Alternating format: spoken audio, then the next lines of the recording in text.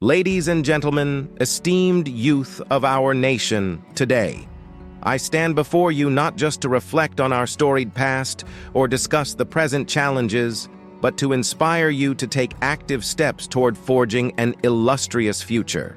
This is a future that is not preordained by fate, but crafted by our collective determination and effort. Let us turn to a real anecdote from my own life. A tale that illustrates the power of creating your own destiny. Before I was a lawyer, a statesman, or the president, I was a young man working on a flatboat, transporting goods down the river to New Orleans.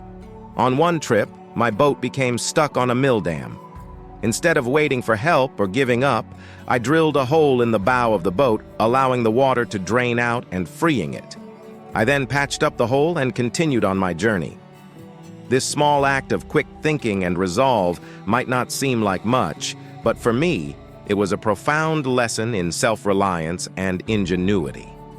That day, the young man on the river learned an invaluable lesson.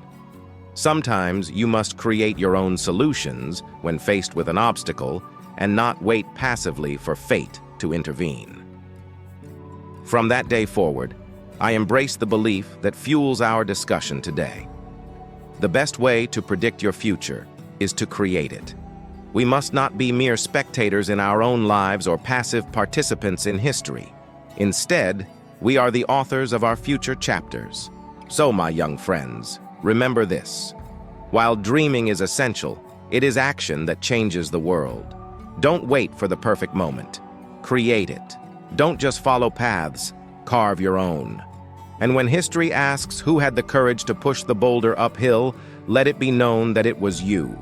Reflect on the life of George Washington Carver, who was born into American slavery and rose to become one of the most prominent scientists and inventors of his time.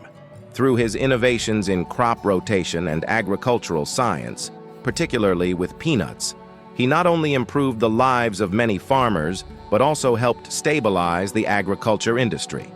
His work demonstrates that with ingenuity and persistence, one can indeed shape their own future and profoundly impact society.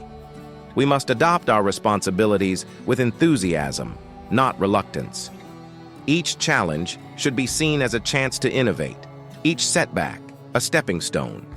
Whether it's by inventing something new or improving what already exists, your actions today are crafting tomorrow. So, let's go forth and build a future so radiant that its light will shine for generations to come.